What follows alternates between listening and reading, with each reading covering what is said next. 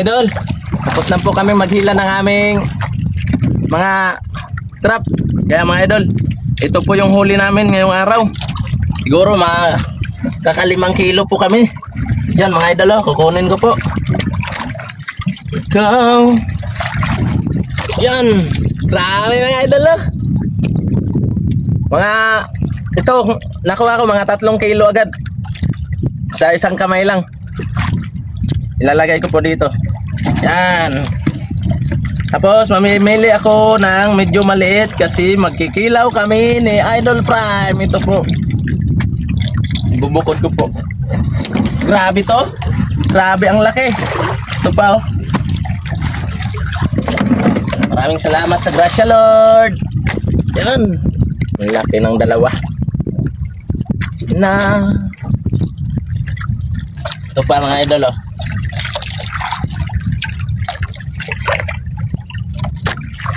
Yan, grabe. Nalaglag. Dami mga idol, no? Sobrang fresh pa talaga. Parang nasa ref lang. Nalagay ko na naman. Ito, may maliit pa. Dahil magkikilaw kami. Mga 6 na kilo siguro itong kuha namin. Sa gitna ng dilim.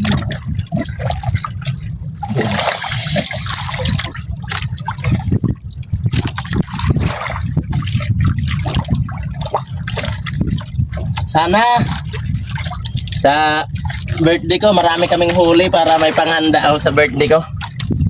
Yan, sa May 21 yung birthday ko mga idol. Sana marami kaming huli para may handa kami sa birthday ko sa May 21. Ito mga idol oh.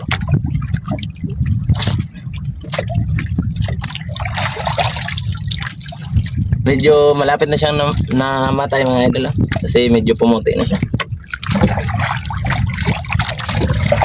Yan, wala nang laman. Ito mga idol oh.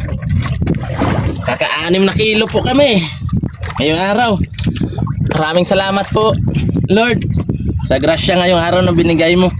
Sana po palagi hindi ko po sasayangin Lord ang mga blessings na binibigay mo sa amin. Okay na po itong kapag ganito mga idol, makakabili tayo ng mga pangangailangan natin sa bahay. Sabi nga nila, kapag may tiyaga maraming darating na biyaya. Kaya mga idol, magtiyaga lang tayo sa ating trabaho para maraming biyaya na darating.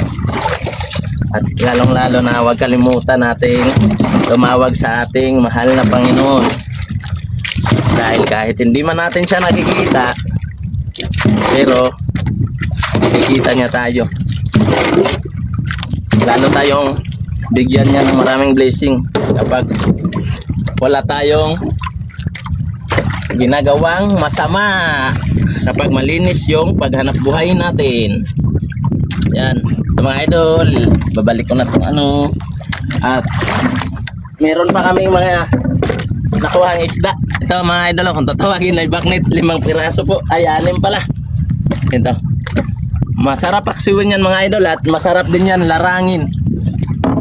Pero ang dabis ng pagluto talaga nito ay nilarang. Ito mga idol, shout out sa inyo mga idol. Lalagay ko na po ito dito. Shout out. God bless you. Maraming salamat sa support mga idol. Shout out po sa inyong lahat. Ingat po kayo dyan palagi. Bye bye. Mga idol, kakain po tayo kasi mag-alas 9 na po. Ito po ulam natin mga idol oh. Kinilaw. Yan, hiniwa-hiwa ko na po pero hindi ko pa nahugasan. Kaya hugasan muna natin mga idol. Ito yung liig ng pusit, 2. Para makuha yung yung laway niya, yung madulas. Hugasan natin ng maayos at saka matanggal yung langsa niya. Yan mga idol. Medyo pigaan natin para masarap yung kain. Yan. Ito mga idol, lalagay ko po dito sa takip. Yan. At ito yung 2 katawan ng nokos. Sarap to mga idol. Ilinisan muna namin para matanggal yung langsa. Kasi masarap kapag hindi malangsa yung kinakain natin. Wow, sarap nito.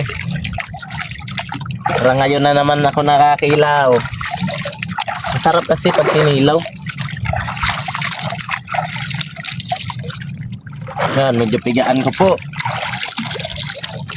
Yan. Kapag hindi na siya madulas, yan, masarap na yan. Nawawala na yung langsa niya pag hindi na siya madulas.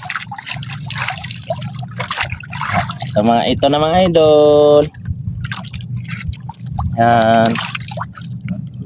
Wow, sarap nito mga idol. Nalagay ko po dito. Yan. At ito po yung suka. Naiwan yung plato namin. Kaya dito na lang sa isang baunan.